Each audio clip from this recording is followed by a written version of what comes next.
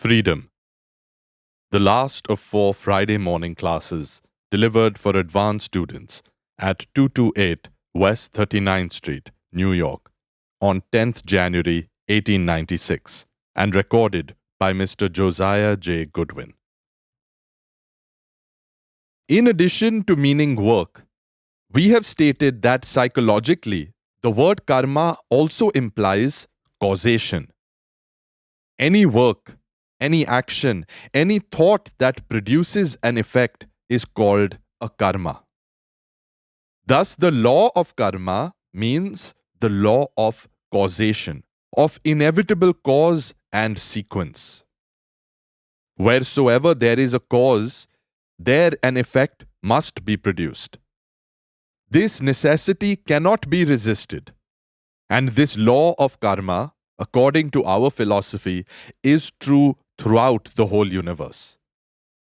Whatever we see or feel or do, whatever action there is anywhere in the universe, while being the effect of past work on the one hand, becomes on the other a cause in its turn and produces its own effect. It is necessary, together with this, to consider what is meant by the word law. By law is meant the tendency of a series to repeat itself.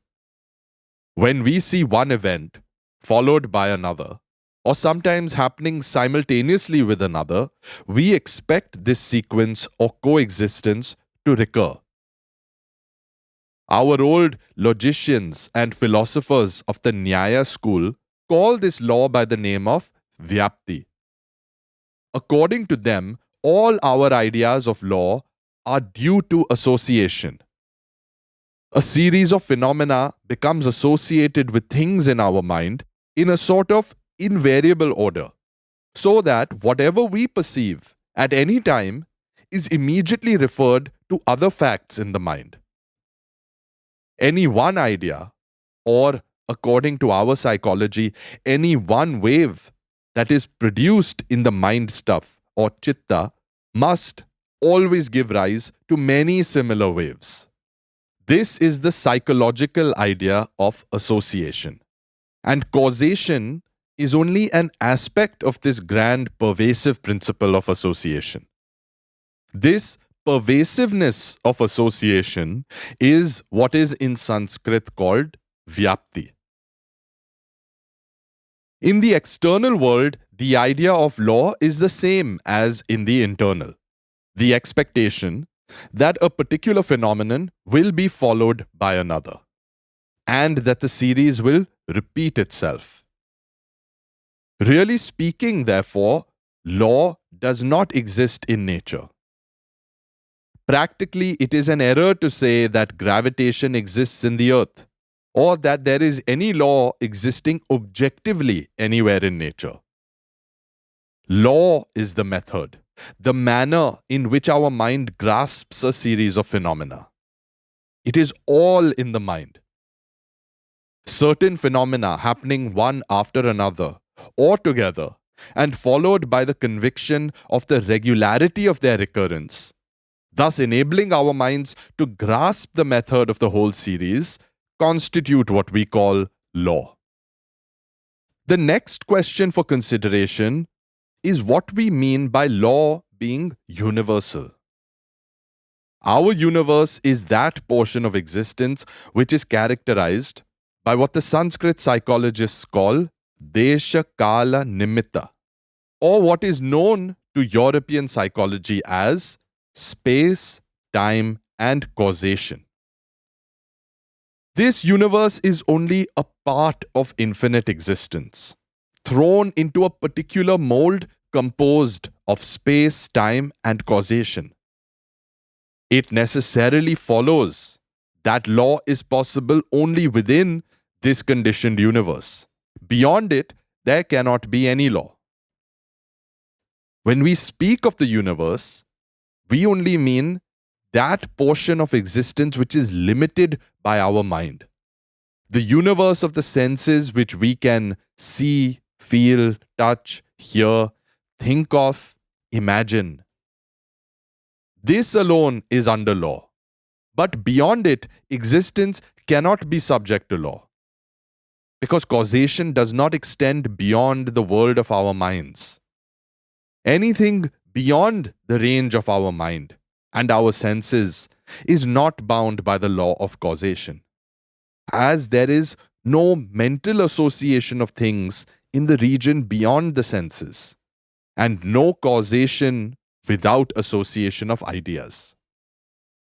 It is only when being or existence gets molded into name and form that it obeys the law of causation and is said to be under law. Because all law has its essence in causation. Therefore, we see at once that there cannot be any such thing as free will. The very words are a contradiction, because will is what we know. And everything that we know is within our universe. And everything within our universe is molded by the conditions of space, time, and causation. Everything that we know or can possibly know must be subject to causation. And that which obeys the law of causation cannot be free. It is acted upon by other agents and becomes a cause in its turn. But that which has become converted into the will, which was not the will before, but which, when it fell into this mold of space, time, and causation, became converted into the human will, is free. And when this will gets out of this mold of space, time, and causation, it will be free again. From freedom, it comes and becomes molded into this bondage, and it gets out and goes back to freedom again. The question has been raised as to from whom this universe comes, in whom it rests, and to whom it goes. And the answer has been given that from freedom it comes, in bondage it rests, and goes back into that freedom again. So when we speak of man as none other than that infinite being which is manifesting itself, we mean that only one very small part thereof is man. This body and this mind, which we see, are only one part of the whole, only one spot of the infinite being. This whole universe is only one speck of the infinite being. And all our laws, our bondages, our joys and our sorrows, our happinesses and our expectations are only within this small universe. All our progression and digression are within its small compass. So you see how childish it is to expect a continuation of this universe, the creation of our minds, and to expect to go to heaven, which after all must mean only a repetition of this world that we know. You see at once that it is an impossible and childish desire to make the whole of infinite existence conform to the limited and conditioned existence which we know. When a man says that he will have again and again this same thing which he is having now, or as I sometimes put it, when he asks for a comfortable religion, you may know that he has become so degenerate that he cannot think of anything higher than what he is now. He is just his little present surroundings and nothing more. He has forgotten his infinite nature, and his whole idea is confined to these little joys and sorrows and heart jealousies of the moment. He thinks that this finite thing is the infinite. And not only so, he will not let this foolishness go. He clings on desperately unto Trishna, the thirst after life, what the Buddhists call Tanha and Tissa. There may be millions of kinds of happiness and beings, and laws and progress and causation, all acting outside the little universe that we know. And after all, the whole of this comprises but one part of our infinite nature. To acquire freedom, we have to get beyond the limitations of this universe. It cannot be found here. Perfect equilibrium, or what the Christians call the peace that passeth all understanding, cannot be had in this universe, nor in heaven, nor in any place where our mind and thoughts can go, where the senses can feel, or which the imagination can conceive. No such place can give us that freedom, because all such places would be within our universe, and it is limited by space, time, and causation. There may be places that are more ethereal than this earth of ours, where enjoyments may be keener, but even those places must be in the universe, and therefore in bondage to law. So we have to go beyond, and real religion begins where this little universe ends. These little joys and sorrows and knowledge of things end there, and the reality begins. Until we give up the thirst after life, the strong attachment to this, our transient, conditioned existence, we have no hope of catching even a glimpse of that infinite freedom beyond. It stands to reason then that there is only one way to attain to that freedom, which is the goal of all the noblest aspirations of mankind. And that is by giving up this little life, giving up this little universe, giving up this earth, giving up heaven, giving up the body, giving up the mind, giving up everything that is limited and conditioned. If we give up our attachment to this little universe of the senses and of the mind, we shall be free immediately. The only way to come out of bondage is to go beyond the limitations of law, to go beyond causation. But it is a most difficult thing to give up the clinging to this universe. Few ever attain to that. There are two ways to do it mentioned in our books. One is called neti neti, not this, not this. The other is called itti, this. The former is the negative and the latter is the positive way. The negative way is the most difficult. It is only possible for men of the very highest, exceptional minds and gigantic wills who simply stand up and say, "No, I will not have this." And the mind and body obey their will, and they come out successful. But such people are very rare. The vast majority of mankind choose the positive way, the way through the world, making use of all the bondages themselves to break those very bondages. A man pricked with a thorn took another thorn and with the help of it took out the first, and then threw both the thorns aside. This is the positive way, the way through the world. This is also a kind of giving up. Only it is done slowly and gradually by knowing things, enjoying things, and thus obtaining experience, and knowing the nature of things until the mind lets them all go at last and becomes unattached. The former way of obtaining non-attachment is by reasoning, and the latter way is through work and experience. The first is the path of Jnana Yoga and is characterized by the refusal to do any work. The second is that of Karma Yoga, in which there is no cessation from work. Everyone must work in the universe.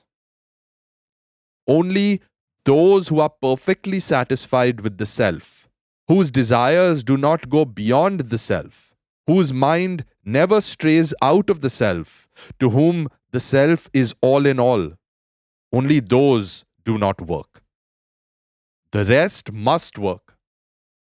A current rushing down of its own nature falls into a hollow and makes a whirlpool. And after running a little in that whirlpool, it emerges again in the form of the free current to go on unchecked. Each human life is like that current. It gets into the whirl, gets involved in this world of space, time, and causation, whirls round a little, crying out, "My father, my brother, my name, my fame," and so on, and at last emerges out of it and regains its original freedom. The whole universe is doing that. Whether we know it or not, whether we are conscious or unconscious of it, we are all working to get out of the dream of the world. Man's experience in the world is to enable him to get out of its whirlpool. What is Karma Yoga? The knowledge of the secret of work. We see that the whole universe is working. For what? For salvation, for liberty, from the atom to the highest being, working for the one end, liberty, for the mind, for the body, for the spirit. All things are always trying to get freedom, flying away from bondage. The sun, the moon, the earth, the planets, all are trying to fly away from bondage.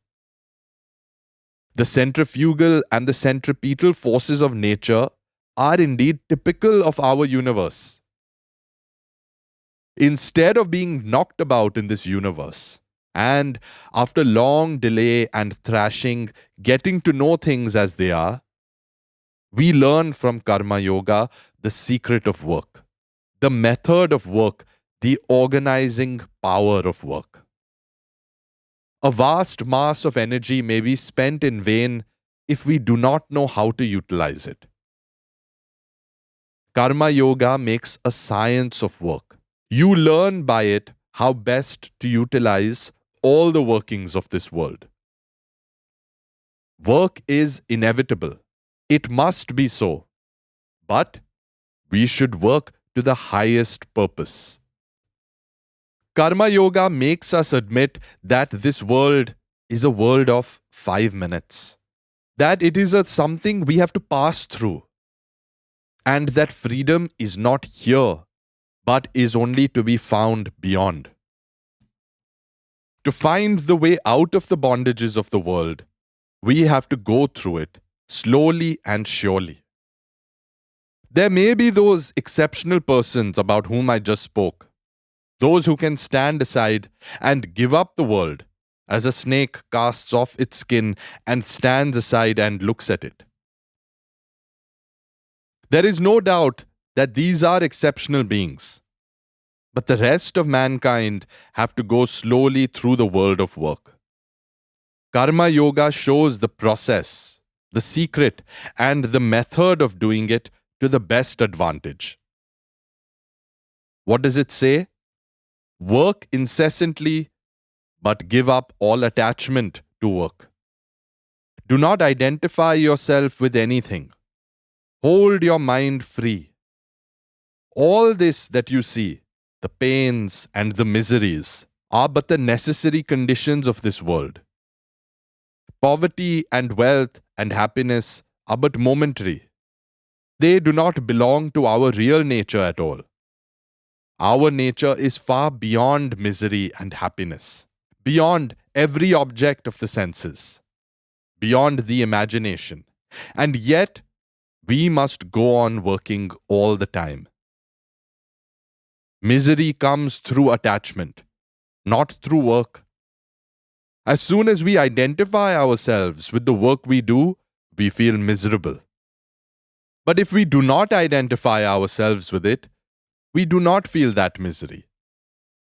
If a beautiful picture belonging to another is burnt, a man does not generally become miserable. But when his own picture is burnt, how miserable he feels. Why? Both were beautiful pictures, perhaps copies of the same original. But in one case, very much more misery is felt than the other. It is because in one case, he identifies himself with the picture and not in the other. This I and mine causes the whole misery. With the sense of possession comes selfishness, and selfishness brings on misery. Every act of selfishness or thought of selfishness makes us attached to something, and immediately we are made slaves. Each wave in the chitta that says I and mine immediately puts a chain around us and makes us slaves. And the more we say I and mine, the more slavery grows, the more misery increases. Therefore, Karma Yoga tells us to enjoy the beauty of all the pictures in the world, but not to identify ourselves with any of them. Never say mine. Whenever we say a thing is mine, misery will immediately come. Do not even say my child in your own mind. Possess the child, but do not say mine. If you do, then will come misery. Do not say my house. Do not say my body. The whole difficulty is there. The body is neither yours nor mine nor anybody's. These bodies are coming and going by the laws of nature. But we are free, standing as witness. This body is no more free than a picture or a wall. Why should we be attached so much to a body? If someone paints a picture, he does it and passes on. Do not project that tentacle of selfishness, I must possess it. As soon as that is projected, misery will begin. So Karma Yoga says, first, destroy the tendency to project this tentacle of selfishness. And when you have the power of checking it, hold it in and do not allow the mind to get into the ways of selfishness. Then you may go out into the world and work as much as you can. Mix everywhere, go where you please. You will never be touched. Like the lotus leaf in the water cannot touch and adhere to it. So will you be in the world. This is called Vairagya, dispassion or non-attachment. I believe I have told you that without non-attachment, there cannot be any kind of yoga. Non-attachment is the basis of all the yogas. The man who gives up living in houses, wearing fine clothes, and eating good food, and goes into the desert may be a most attached person. His only possession, his own body, may become everything to him. And as he lives, he will be simply struggling for the sake of his body. Non-attachment does not mean anything that we may do in relation to our external body. It is all in the mind. The binding link of I and mine is in the mind. If we have not this link with the body and with the things of the senses, we are non-attached wherever and whatever we may be. A man may be on a throne and perfectly non-attached. Another man may be in rags and still very much attached. First, we have to attain this state of non-attachment and then to work incessantly. Karma Yoga gives us the method that will help us in giving up all attachment, though it is indeed very hard. Here are the two ways of giving up all attachment. The one is for those who do not believe in God or in any outside help. They are left to their own devices. They have simply to work with their own will, with the powers of their mind and discrimination, saying, I must be non attached. For those who believe in God, there is another way, which is much less difficult. They give up the fruits of work unto the Lord. They work and are never attached to the results. Whatever they see, feel, hear, or do is for Him. For whatever good work we may do, let us not claim any praise or benefit. It is the Lord's. Give up the fruits unto Him. Let us stand aside and think that we are only servants obeying the Lord, our Master, and that every impulse for action comes from Him every moment. Whatever thou worshippest, whatever thou perceivest, whatever thou doest, give up all unto Him and be at rest. Let us be at peace, perfect peace with ourselves, and give up our whole body and mind and everything as an eternal sacrifice unto the Lord. Instead of the sacrifice of olden times, pouring oblations into the fire, perform this one great sacrifice day and night. When passing through the streets, let the mind make this sacrifice. In search of wealth in this world, thou art the only wealth I have found. I sacrifice myself unto thee. In search of someone to be loved, thou art the only one beloved I have found. I sacrifice myself unto thee. Let us repeat this day and night and say, nothing for me, no matter whether the thing is good, bad, or indifferent. I do not care for it. I sacrifice all unto thee. Repeat this day and night until it becomes a habit, until it gets into the blood, the nerves, and the brain, and the whole body is every moment saying it. Then go anywhere. Nothing will touch you. Go into the midst of the battlefield with the roaring cannon and the din of war, and you will be free and at peace. Let shots fly round your head. I sacrifice myself to thee.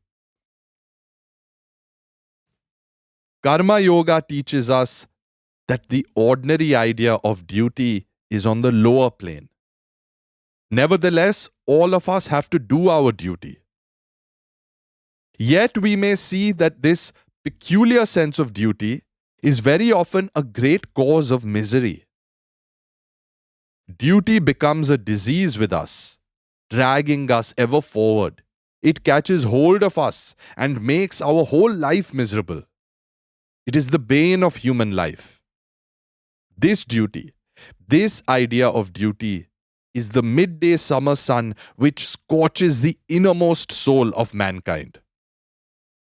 Look at those poor slaves to duty. Duty leaves them no time to say prayers, no time to bathe. Duty is ever on them. They go out and work, duty is on them. They come home and think of the work for the next day, duty is on them. It is living a slave's life, at last dropping down in the street and dying in harness like a horse. This is duty as it is understood. The only true duty is to be unattached and to work as free beings, to give up all work unto God. All our duties are His.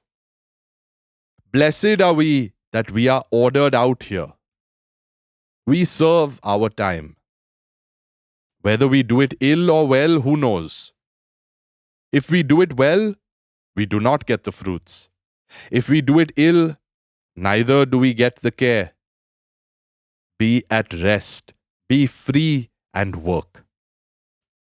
This kind of freedom is a very hard thing to attain. How easy it is to interpret slavery as duty, the morbid attachment of flesh for flesh as duty. Men go out into the world and struggle and fight for money or for any other thing to which they get attached. Ask them why they do it. They say, it is a duty. It is the absurd greed for gold and gain, and they try to cover it with a few flowers. What is duty after all? It is really the impulsion of the flesh, of our attachment. And when an attachment has become established, we call it duty. For instance, in countries where there is no marriage, there is no duty between husband and wife. When marriage comes, husband and wife live together on account of attachment. And that kind of living together becomes settled after generations. And when it becomes so settled, it becomes a duty. It is, so to say, a sort of chronic disease. When it is acute, we call it disease. When it is chronic, we call it nature. It is a disease. So when attachment becomes chronic, we baptize it with the high-sounding name of duty. We strew flowers upon it, trumpets sound for it, sacred texts are said over it. And then the whole world fights, and men earnestly rob each other for this duty's sake. Duty is good to the extent that it checks brutality. To the lowest kinds of men who cannot have any other ideal, it is of some good. But those who want to be karma yogins must throw this idea of duty overboard. There is no duty for you and me. Whatever you have to give to the world, do give by all means, but not as a duty. Do not take any thought of that. Be not compelled. Why should you be compelled? Everything that you do under compulsion goes to build up attachment. Why should you have any duty? Resign everything unto God. In this tremendous fiery furnace, where the fire of duty scorches everybody, drink this cup of nectar and be happy. We are all simply working out His will and have nothing to do with rewards and punishments. If you want the reward, you must also have the punishment. The only way to get out of the punishment is to give up the reward. The only way of getting out of misery is by giving up the idea of happiness, because these two are linked to each other. On one side, there is happiness. On the other side, there is misery. On one side, there is life. On the other, there is death. The only way to get beyond death is to give up the love of life. Life and death are the same thing looked at from different points. So the idea of happiness without misery, or of life without death, is very good for schoolboys and children. But the thinker sees that it is all a contradiction in terms, and gives up both. Seek no praise, no reward for anything you do. No sooner do we perform a good action than we begin to desire credit for it. No sooner do we give money to some charity than we want to see our names blazoned in the papers. Misery must come as a result of such desires. The greatest men in the world have passed away unknown. The Buddhas and the Christs that we know are but second-rate heroes in comparison with the greatest men of whom the world knows nothing. Hundreds of these unknown heroes have lived in every country, working silently. Silently they live and silently they pass away.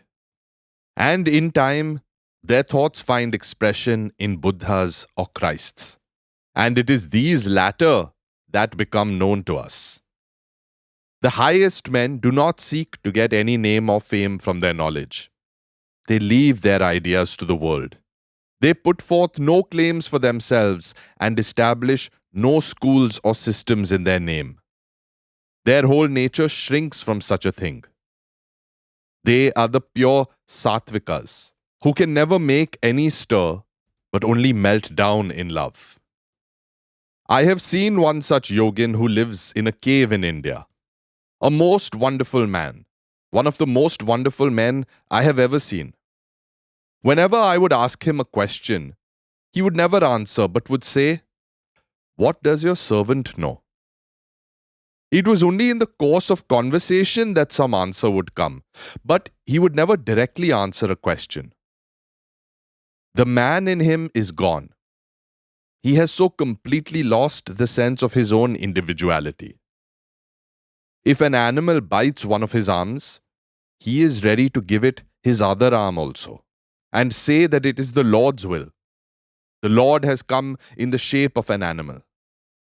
If a dog or a donkey comes, it is the Lord. Everything that comes is the Lord. He will not show himself to men, and yet he is a magazine of ideas. These ideas will go forth and enter the minds of some other mortals, and they will rise up and teach and establish them. These are the pure Sattvikas who can never make any stir but melt down in love. Next in order come the men with more rajas or activity, combative natures, who take up the ideas of the Sattvikas and preach them to the world. The highest kind of men silently collect true and noble ideas, and others, the Buddhas and Christs, go from place to place transferring these ideas, preaching and working. In the life of Gautama Buddha, we notice him constantly saying that he is the 25th Buddha. There were 24 before. Nobody knows where. They were like these Sattvikas, silently collecting ideas, although the Buddha known to history must have built upon the foundations laid by them. The highest men are calm, silent, and unknown. They are the men who really know the power of thought. They are sure that even if they go into a cave and close the door and simply think 5 true thoughts and then pass away, these 5 thoughts of theirs will live through eternity. Indeed, such thoughts will penetrate through the mountains, cross the oceans, and travel through the world. They will enter deep into human hearts and brains and raise up men and women who will give them practical expression in the workings of human life. These Sattvika men are too near the Lord to be active and to fight, to be working, struggling, preaching, and doing good, as they say, here on earth to humanity. The active workers, however good, have still a little remnant of ignorance. When our nature has yet some impurities left, then alone can we work. It is in the nature of work to be impelled ordinarily by motive and by attachment. In the presence of an ever-active providence, who notes even the sparrow's fall, how can man attach any importance to his own work? Will it not be blasphemy to do so when we know that he is taking care of the minutest things in the world? We have only to stand in awe and reverence before him, saying, "Thy will be done." The highest men cannot work, for in them there is no attachment. Those whose whole soul is gone into the self, those whose desires are confined in the self, who have become ever associated with the self, for them there is no work. Such are indeed the highest of mankind. But apart from them, everyone else has to work. In so working, we should never think that we can help on even the least thing in this universe. We cannot. We only help ourselves in this gymnasium of the world. This is the proper attitude of work. If we work in this way, If we always remember that our present opportunity to work thus is a privilege which has been given to us, we shall never be attached to anything. Millions like you and me think that we are great people in the world. But we all die, and in 5 minutes, the world forgets us. But the life of God is infinite. Who could live a moment, breathe a moment, if this all-powerful one did not will it? He is the ever-active providence. All power is His and within His command. Through His command the winds blow, the sun shines, the earth lives, and death stalks upon the earth. He is the all in all. He is all and in all. We can only worship Him, give up all fruits of work, do good for its own sake. Then alone will come perfect non-attachment. The bonds of the heart will thus break, and we shall reap perfect freedom. This freedom is indeed the goal of Karma Yoga. If you have enjoyed listening to these podcasts from Vedanta Works, please consider making a donation to our Vedanta Works podcast project GoFundMe campaign. Just open GoFundMe.com on your browser and search for Vedanta Works Podcast Project. All funds will be used to cover the cost of narration, editing, social media marketing, and podcast distribution. Thank you for your continued support.